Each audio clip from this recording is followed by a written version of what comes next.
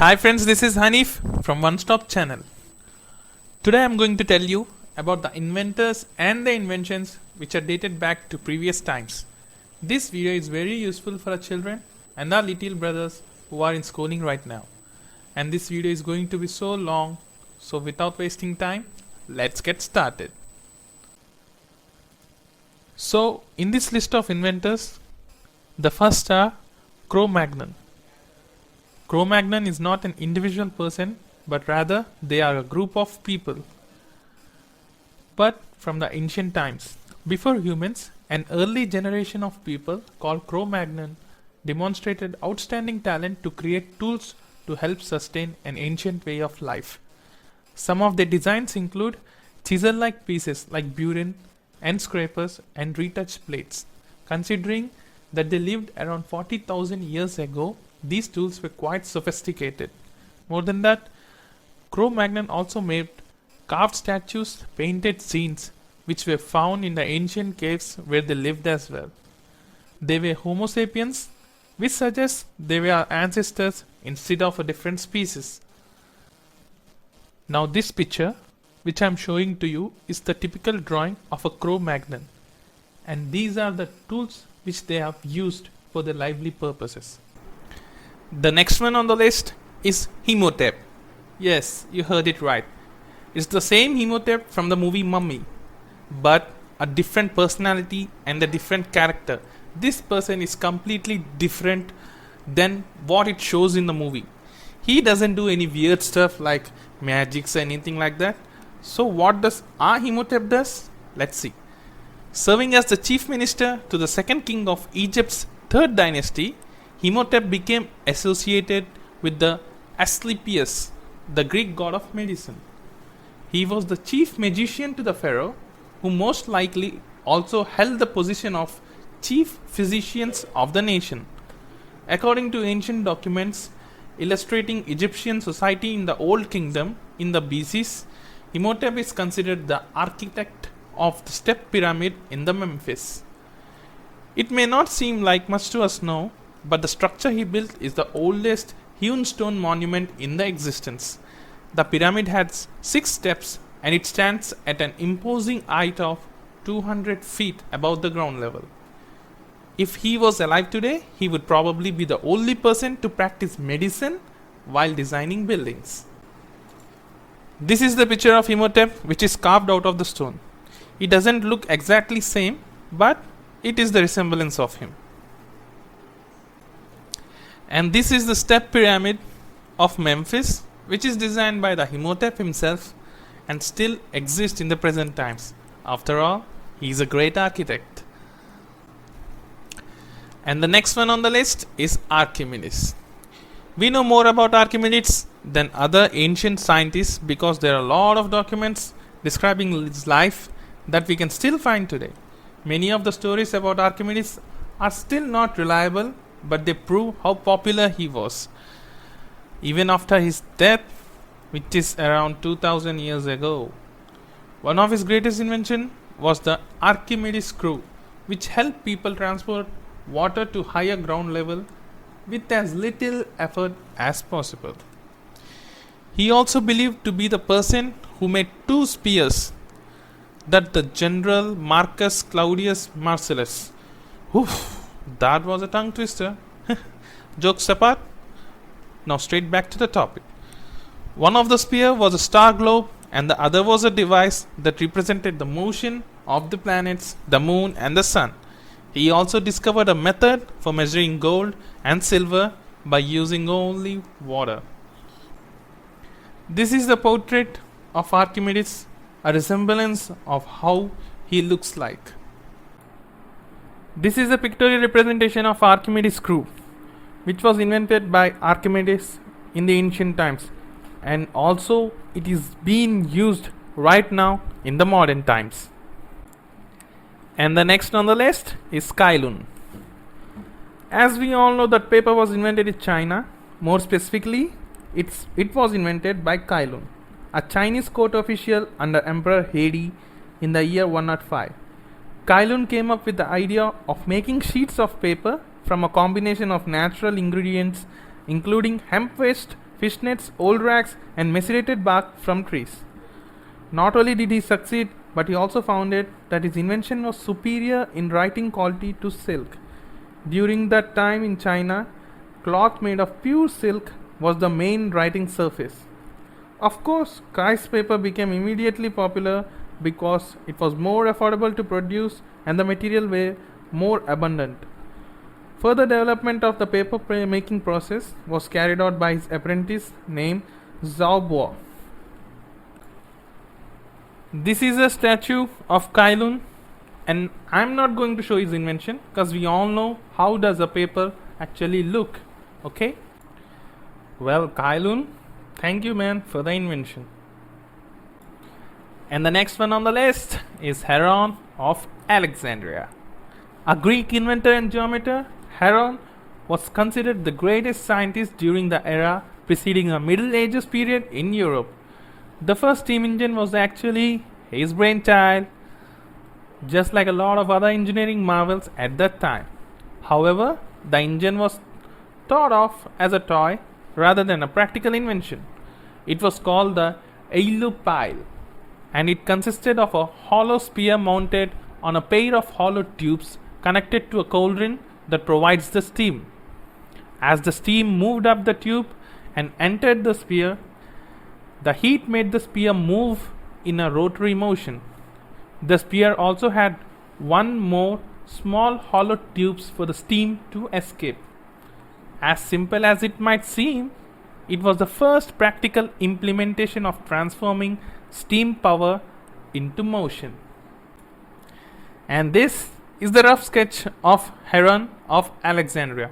And now I'm going to show you the invention, means the Eilipile and what it looks like.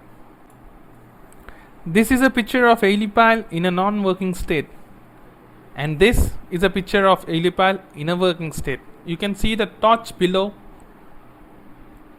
and I think steam is produced inside of the compartment and it is released through these spears, I think so, which produces a rotary motion. I'm not so scientist as they are, but I can tell you by looking at that. So this is the invention made by Heron of Alexandria. There are a lot of more other inventions also, but this is the main invention of Heron of Alexandria. The next on the list is Jonas Gutenberg. The invention of the paper allowed humans to make notes and record history without spending too much money on silk. So it made the process of passing on knowledge to the next generation much more affordable. However, it was the invention of the printing press that completely changed the world. As a matter of fact, many people say that Jonas Gutenberg's printing press is the most important invention of all time. Yes, friends, it is true. One of the unique components of his design was the use of matrices to cast types with excellent accuracy in large quantities. He also incorporated other elements already available for him, such as oil-based ink, paper making, book binding, and wine making. He started designing a new printing press in 1439, and he managed to use it to print the famous 42-line Bible by 1455. More than 200 million books were printed using this printing machine by 1600. And this is the picture of Jonas Gutenberg. And this is the printing press which Jonas Gutenberg made himself.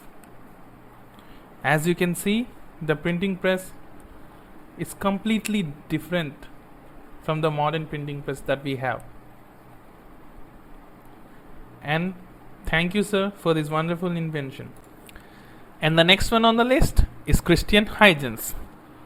A Dutch astronomer, physicist, and the mathematician, Christian Huygens was responsible for many more important scientific discoveries, including the wave theory of light, discovering the true shape of the ring of Saturn, and uncovering the science of dynamics.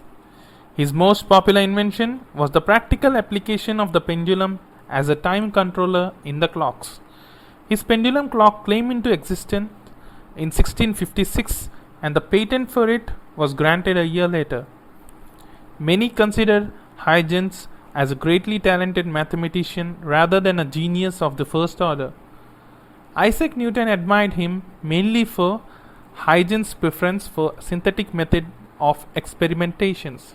It's ironic that much of Huygens' works on light and dynamics were overshadowed by those of Newton's throughout the 18th century. This is a portrait of Christian Huygens,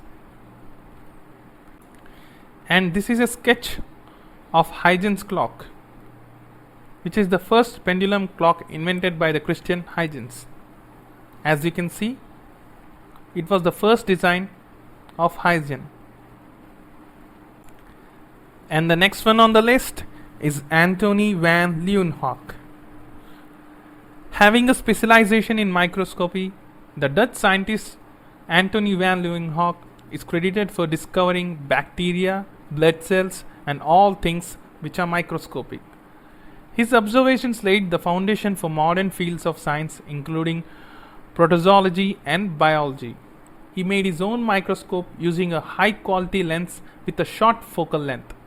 At that time, this design was preferable to a compound microscope because the former eliminated the problems with chromatic aberration.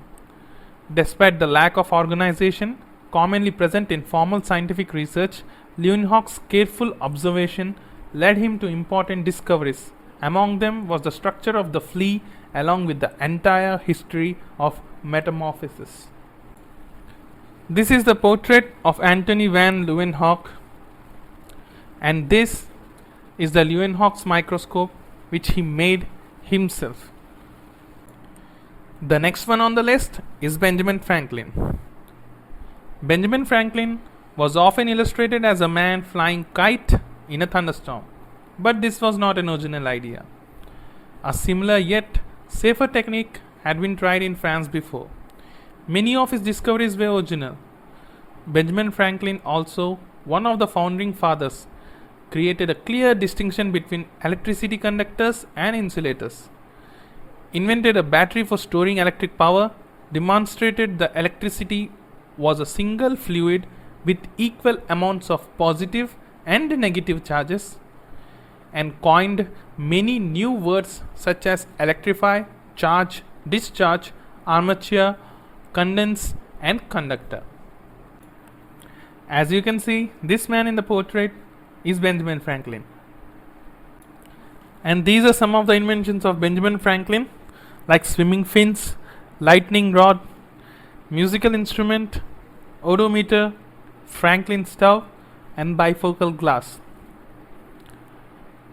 If you want to know these in detail about these inventions of Benjamin Franklin, just type the names which I have shown you in this picture and you will get the detailed bio of them.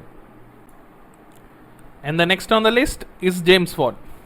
In 1764, while repairing the Newcomen steam engine, James Watt was impressed not by the engine itself but by the waste of steam it made. It took him about a year to come up with an ingenious solution to improve the efficiency of the engine, a separate condenser. It was his first and greatest invention. James Watt found that the worst defect of the Newcomen engine was the loss of latent heat in the process of creating energy.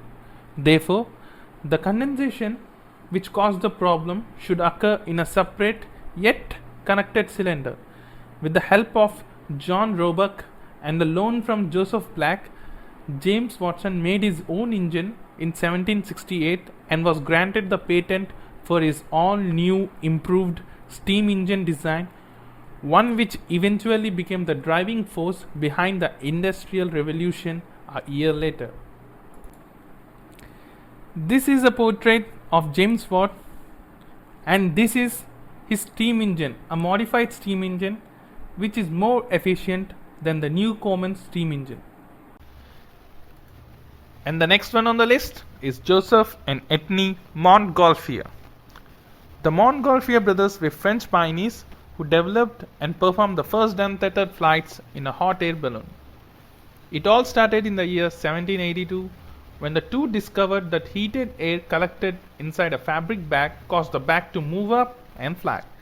While it does sound simple, it took some serious work to figure it out how to use it practically. According to one story, they made the first flight in public on June 4th, 1783, in which they successfully flew up to 3,000 feet high and remained there for about 10 minutes. They settled to the ground about 1.5 miles away from where they took off. The original design was continuously refined and improved for better efficiency, which opened the possibility for scientists to explore the upper atmosphere. This is the picture of Joseph and Antoni Montgolfier, and this is the picture, just a pictorial representation of the hot air balloon. The next one on the list is Alessandro Volta. Alessandro Volta came up with the first true battery known as the voltaic pile.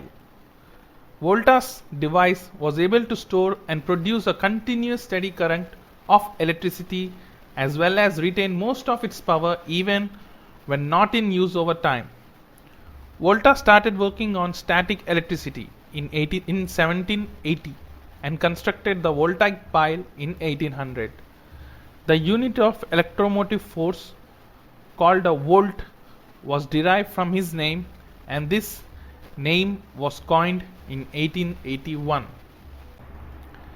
This is a portrait of Alessandro Volta, and this is the picture of the voltaic pile which was invented by Alessandro Volta.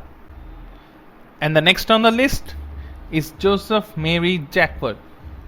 He was the founder of Jacquard Loom. For those who doesn't know what is a loom is an apparatus for making fabric by weaving yarn or thread. Now, coming to the Joseph Mary Jacquard, the driving force behind the revolution in the textile industry was the brainchild of the French inventor Joseph Mary Jacquard. He worked on the idea in 1790 and demonstrated his improved draw loom in 1801. It did take more than a decade, but only because his progress was cut short by French Revolution, during which he fought for the revolutionaries.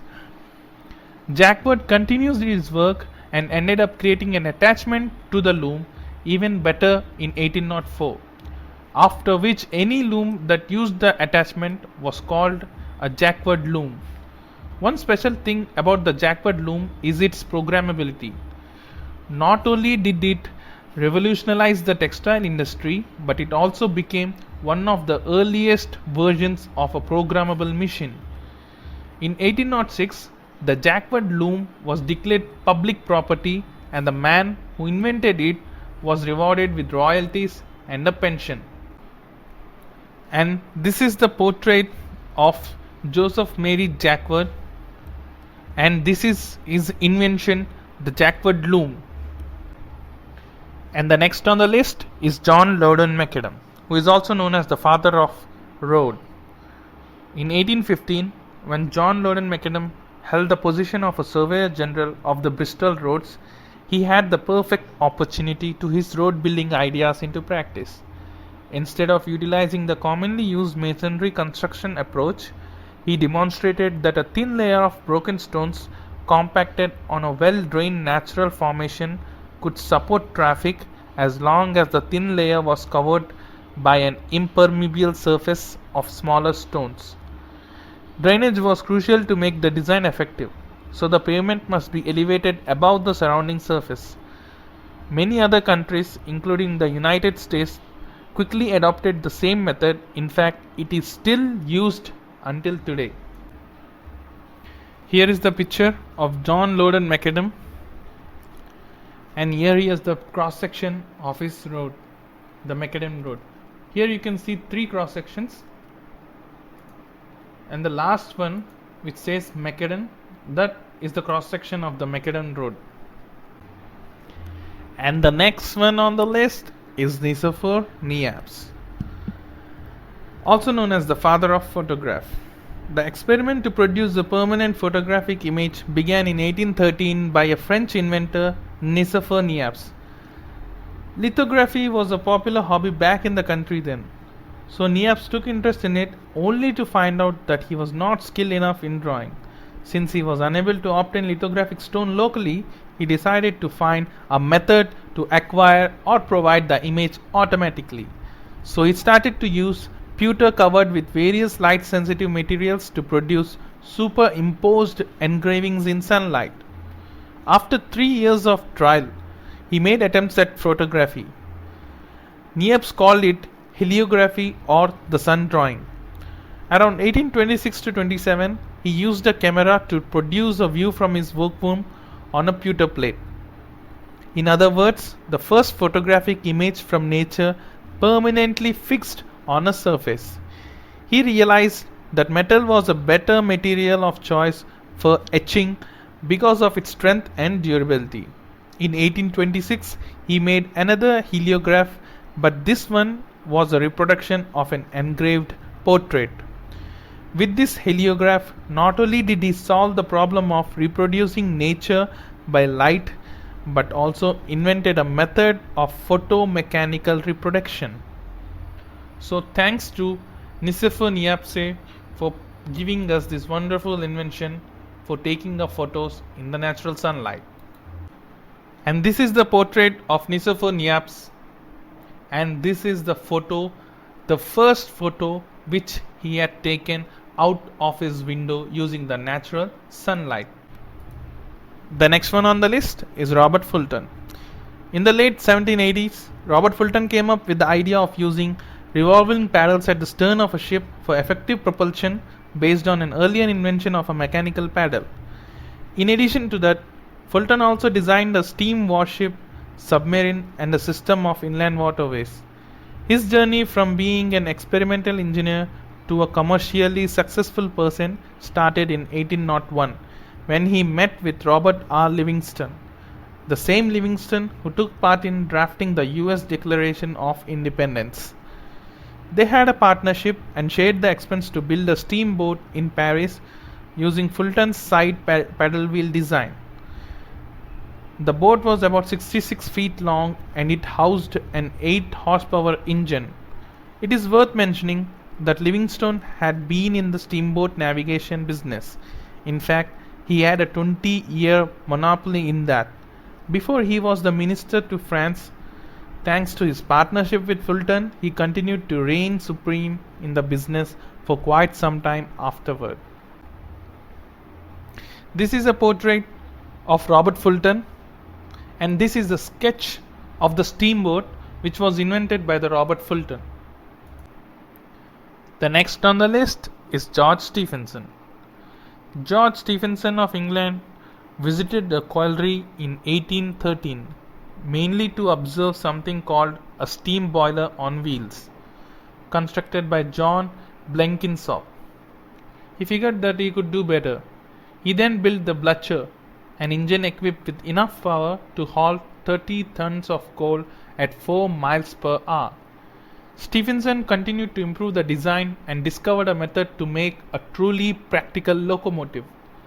The method involved redirecting exhaust steam to the chimney to increase the draft. When the first public railroad transportation became available, the train was pulled by Stephenson's locomotive called Active. It ran from Darlington to Stockton at the speed of 15 miles per hour, carrying 450 passengers. Thank you, sir, for giving us the locomotive for traveling. And this is the portrait of George Stephenson, and this is his invention, the steam engine locomotive. And the next on the list is Samuel F.B. Morse. Although the idea of electric telegraph was invented around 1800, Samuel Morse believed that his proposal was the first. In 1837, and with the help of a friend who provided the materials and labor for developing the proposal, Morse built a model of the telegraph system. A year later, he developed a system of language consisting of dots and dashes known today as the Morse code. Even during Morse's lifetime, his telegraph was continuously overshadowed by new technologies such as telephone, radio, and televisions. The code, however, remains a crucial system of communication, especially for military purposes in situations when extremely long distance communications is necessary. One of the main reasons is that receivers transmit simple tones in better clarity. This is a picture of Samuel Fb Morse, and this is his invention, the Morse code, which is used in the later generation also. The next one on the list is Charles Babbage. Two things separated Charles Babbage from every other mathematician and engineer in his lifetime: the difference engine and the analytical engine. Both were his projects. While the difference engine was the less sophisticated of the two, it could put any calculator available back then to shame. It was a glorified mechanical calculator with the ability to construct a mathematical table, more specifically logarithm tables for navigation purpose. The engine could also print results onto a soft metal plate. Between 1985 and 2002, British scientists built the engine, and you can still see it now at the Science Museum in London. On the other hand, the analytical engine should have been the first computer. It had a MIL, which is also known as the CPU, Central Processing Unit, storage to hold data prior to processing memory, reader, and printer. It was a forgotten design until Babbage's notebook were published in 1937. This is the picture of Charles Babbage, also known as the father of the computer. And this is his invention, the difference engine. And this, the analytical engine. The next on the list is Charles Goodyear. As an inventor of an effective rubber tire, design and its manufacturing method, Charles Goodyear had an unfortunate life due to patent infringement.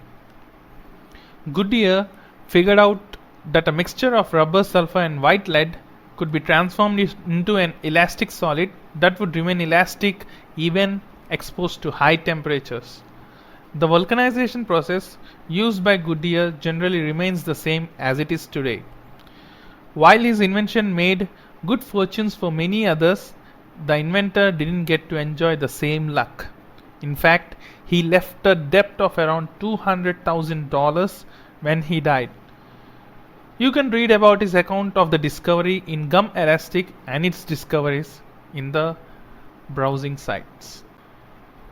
This is a sketch of Charles Goodyear, and this is the invention of Charles Goodyear, the vulcanization rubber, which is used for making tires.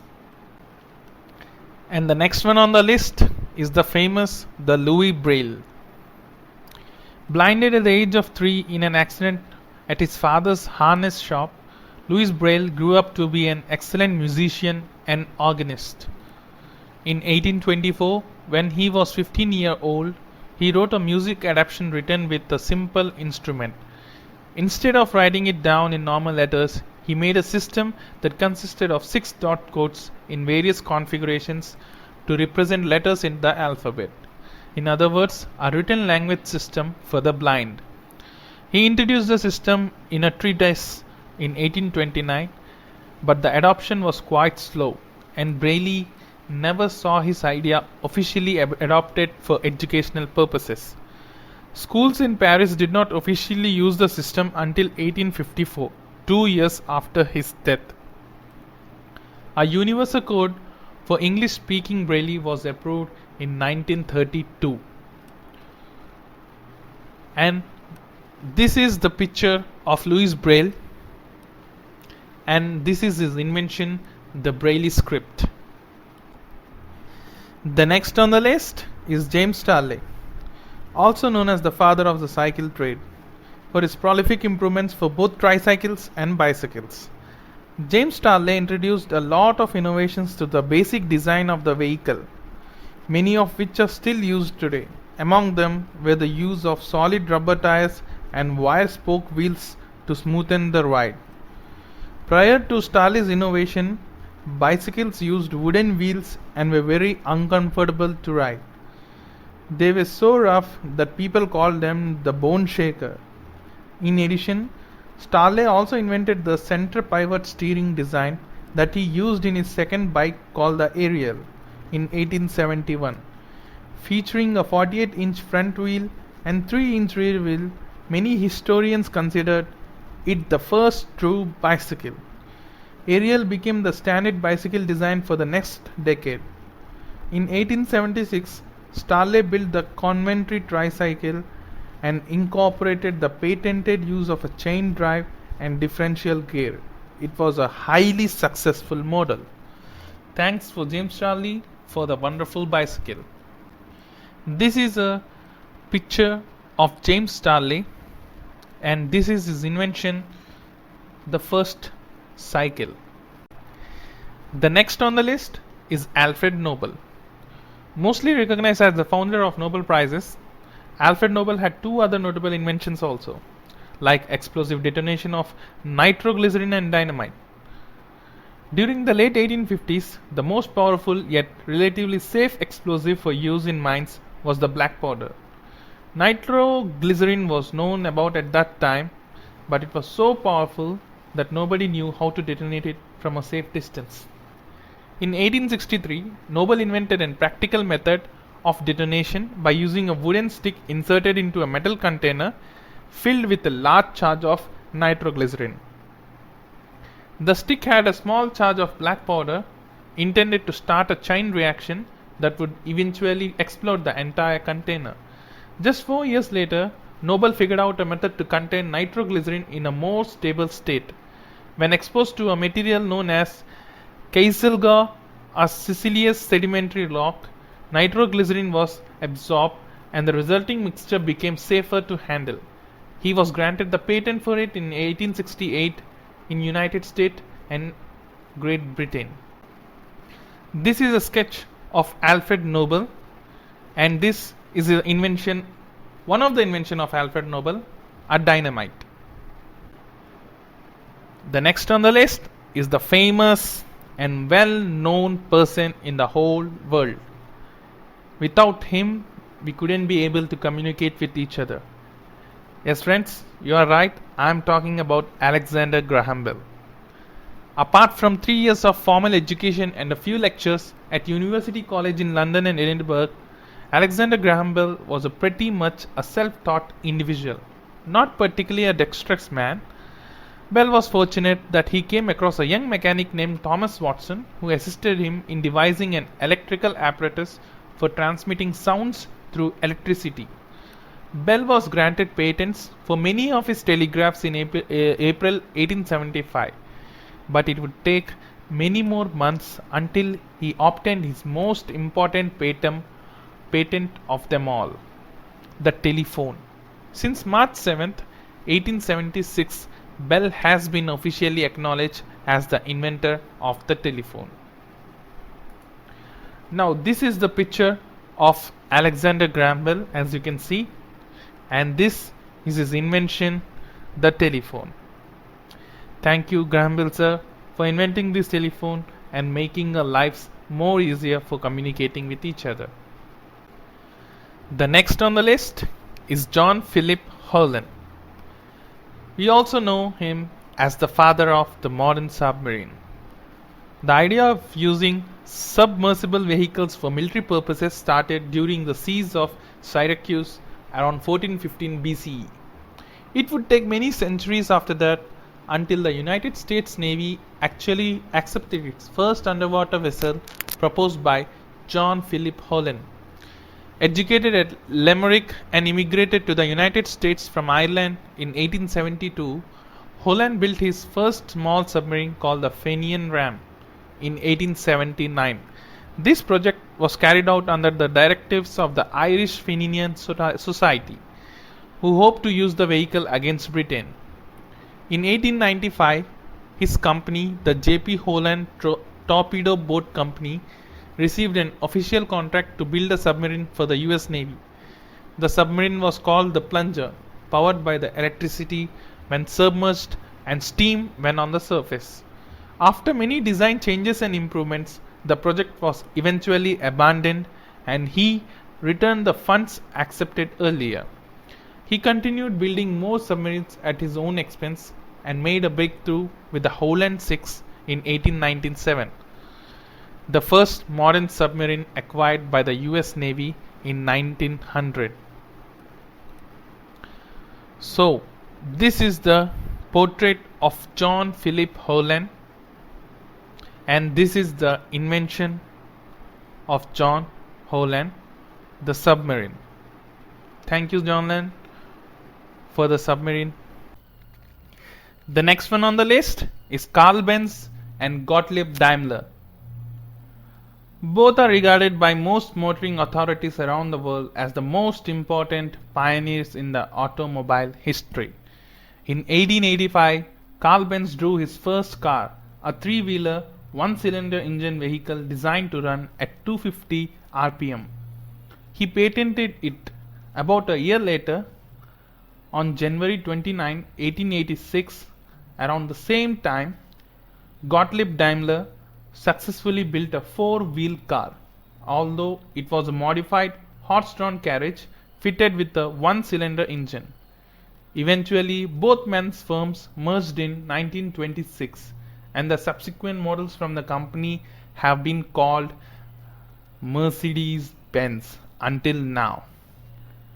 The most odd enough thing that we don't know about is Benz and Daimler never actually met in person.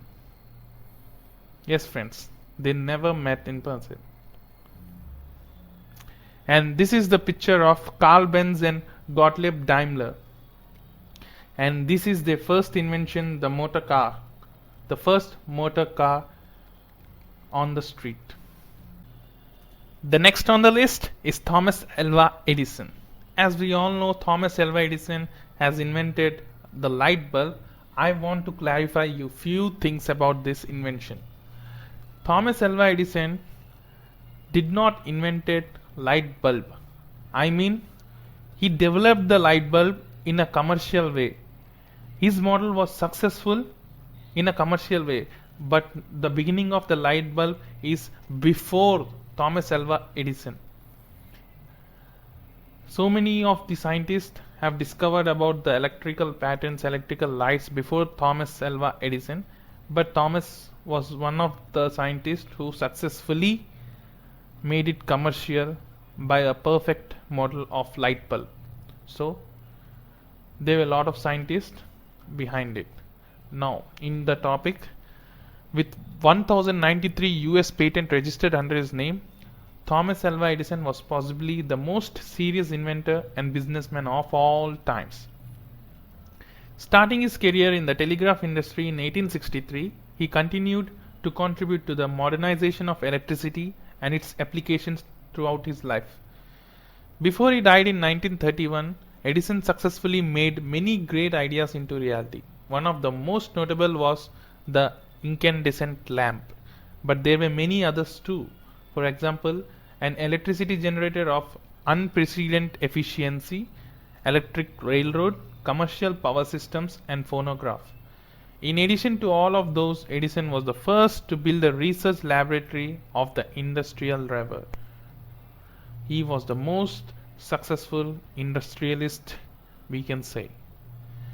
Now, this is the picture of Thomas Alva Edison.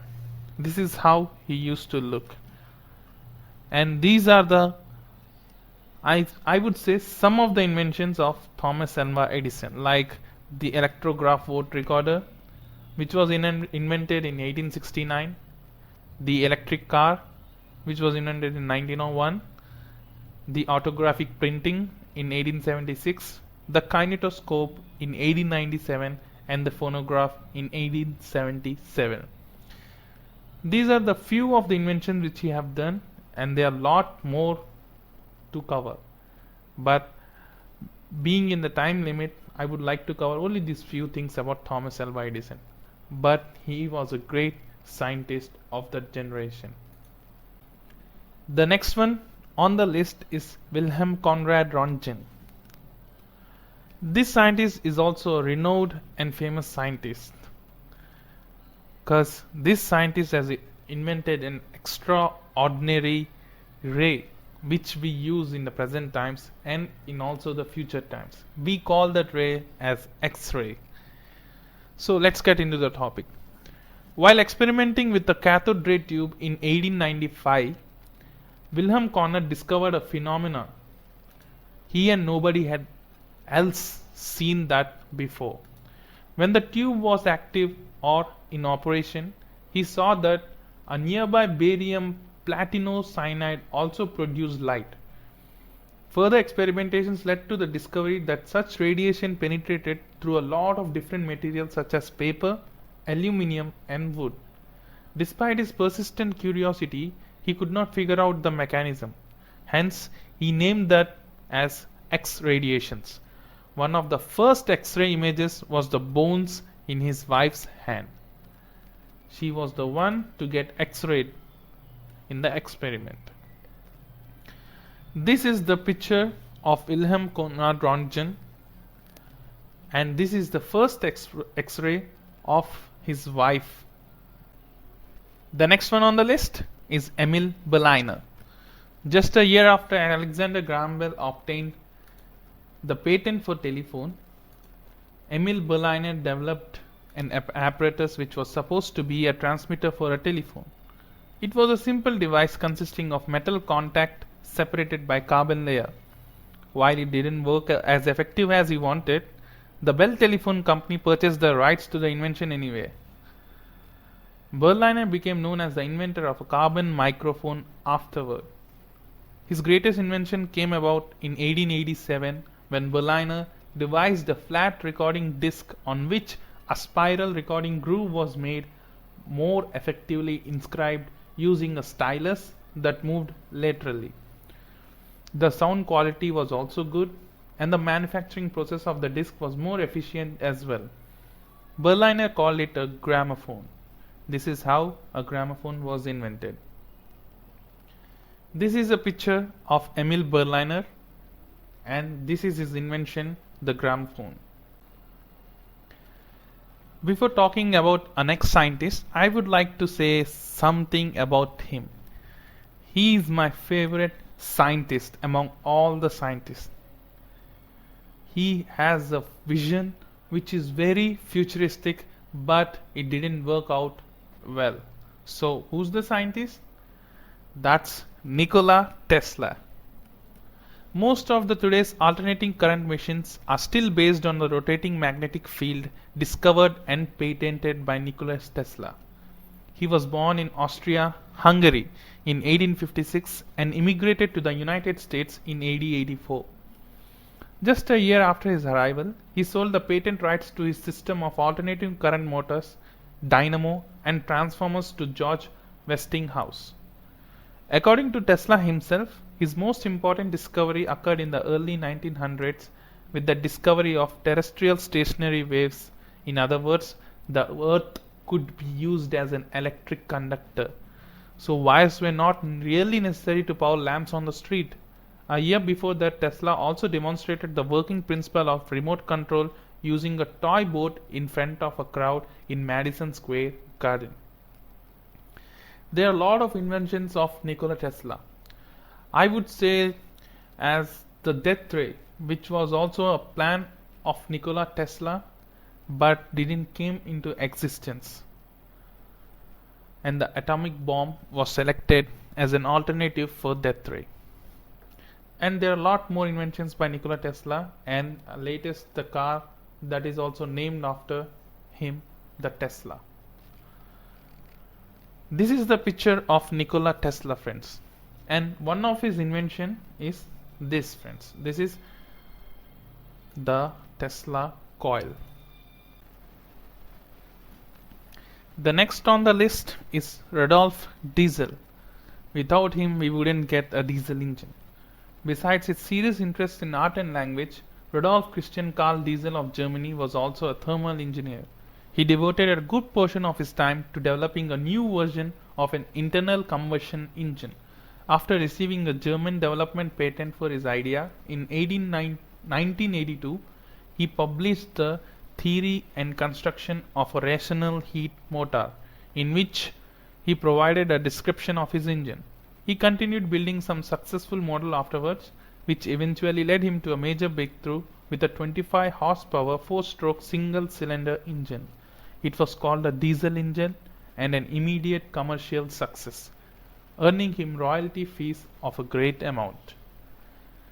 This is the picture of Rodolphe Diesel, and this is his first ever diesel engine. The next one on the list is James A. Naismith. I bet you will be loving this man after I tell you about him. In autumn of 1881, James Naismith was appointed an instructor at the Physical Education Department at the Springfield University. He was assigned to finding a new game as a replacement for an existing boring and rather dangerous winter indoor game. Taking his cues from field hockey, American football and soccer, Naismith came up with a new game called the basketball. Each of the two teams in the original game consisted of 9 players, and the goals were modified half-bushel peach baskets. William R. Chase made the first and only score. Isn't it lovely, friends? So, this is the picture of James A. Naismith, and this is the picture of Smith with the basketball. The next one on the list is Auguste and Louis L'Amour. A film titled as Workers Leaving the L'Amour Factory, recorded in 1895, is considered the first motion picture ever. It was recorded by Auguste and Louis L'Amour using an apparatus called a cinematography they devised themselves. The apparatus consisted of a single camera capable of both taking pictures and projecting them at 16 frames per second. A demonstration at the Grand Café in Paris brought them to fame and started the cinema history. They recorded more than 40 films during 1986. Most of them told the stories of everyday life in the country. And this is the picture of Auguste and Louis L'Amour, who are brothers. And this is the picture of the invention, the cinematograph. The next on the list is Henry Ford. In addition to this groundbreaking design in the automobile industry, Henry Ford's greatest innovation was the assembly line based on the production line Swift and Company meatpacking house in Chicago, Illinois. After a lot of consideration, the assembly line was implemented in Ford's new plant located in Highland Park, Michigan in 1913 to 1914. The system effectively reduced production time and increased manufacturing time capacity to a great extent. With the assembly line, a complete Ford Model T chassis was completed within 93 minutes, a major improvement from the previously tedious 728 minutes.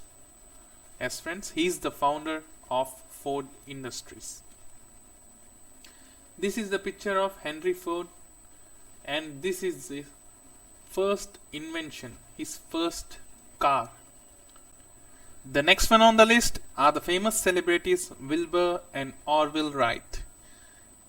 The basic principle of winged flight was suggested by Otto Lilienthal of Germany. While internal combustion engines were becoming lighter as well, so the Wright brothers figured that the lift and propulsion issues in a flight should not be the main concerns in the experiments. The more pertinent problem was controlling flight. Instead of maneuvering by turning just like steering a bicycle, Wilbur and Orville devised a mechanism where they could lift or lower each of the wing tips of the airplane to change directions. By October 1905, and after many attempts, they made a successful flight for around 39 minutes. It was not just a flight, but one sprinkled with circle turns and other maneuvers. They had kept the design secret for 3 years until 1908, when they received a contract to build a plane for the US Army for $25,000. And this is the picture of Wilbur and Orville Wright. They both were brothers, and this is their invention, the first flight or the first aeroplane. The next on the list is Guglielmo Marconi. Yes friends, it's Marconi. In 1894, an Italian physicist, Marconi, made a successful experimental shortwave signal transmission over long distance. After some initial attempts of short distance transmission, he improved the receiver range by simply using a vertical pole attached to a metal plate at the top and on the ground. He also figured that a concentration of radiated electrical energy delivered better quality than a dispersed one. 20 years after this initial test in Italy, Marconi continued his work in Great Britain on short wavelengths. In 1823, he was able to receive a signal transmitted from Cornwall on a steam yacht located 1400 miles away. His experiment, especially on short wavelength, set the development of most modern long-distance wireless communications. Yes friends, we are talking about the wireless telegraph. This is the picture of Marconi, and this is the replica of Marconi's wireless telegraph. The next one on the list is Ernesto Lawrence. For his invention of the cyclotron, the first particle accelerator to generate high energy, Ernesto Lawrence received a Nobel Prize in Physics in 1983. He began his work on the accelerator in 1929, but it was actually one of his students named M. Stanley Livingston who undertook the project and finally built a device with the capability of accelerating protons to 13,000 electrovolts. Lawrence had more direct involvement during the second cyclotron project. When completed, the device accelerated protons to 12 lakhs electron volts, more than enough to cause nuclear degeneration. This is a picture of Ernesto Lawrence, and this is his invention, the cyclotron, the first particle accelerator. And the next one on the list is the very renowned person we all know. Not only we, everyone in the world knows about him. And he is none other than Walt Disney. Yes, animated films has already existed before Walt Elias Disney realized that he could blend animation with sound into a single motion picture. One of Disney's major breakthrough in the industry happened in 1928 when he realized that the third Mickey Mouse cartoon called Steamboat Willie, featuring music and voice. It was an instant sensation and set the course of Disney's future. As we all know, Walt Disney have drawn a lot of characters, and one of the famous character is Mickey Mouse. And I'm going to tell you the truth that I've grown up watching this character, Mickey Mouse. It was also my favorite character. And thank you, sir, for the wonderful time that you have given us in our childhood. And there are a lot of memories with that. Coming to the topic, this is the picture of Walt Disney, and this is his marvelous creation, or the cartoon, or the character which he drawn himself, is the Mickey Mouse. The next one on the list is Chester F. Carlson. In the beginning in 1934, Carlson worked on a new way to quickly and conveniently copy text and drawings. Instead of focusing on chemical based process like a lot of large corporations back then, he determined that electrostatic could deliver a better solution. Carlson figured that exposure to light could increase the conductivity of a certain substance. When the light was removed, the electric current could not be eliminated too. He called it a serography and made the first successful attempt in 1938. A small firm based in Rochester, the Halloyd Company, obtained the commercial rights to the invention and introduced the first office copier 11 years later. Royalties made Carlson a multimillionaire. I think you got that, friends, what I meant to say. I mean, he was the father of the Xerox copy. He was the first one to invent the Xerox machine. Later, before, in times like in the 90s, they used to be like something liquid used to be, through which they used to copy the material from the original script, and it used to take a long process. It was a long process, and it used to take a long time for that process to happen. But after he discovered the Xerox copy or the Xerox machine, we are getting it faster right now. So thanks to Chester F. Carlson for the wonderful invention. And this is the picture of Chester F. Carlson, and this is his world renowned innovation, the Xerox copier or xerography. And the next one on the list is Edward Teller.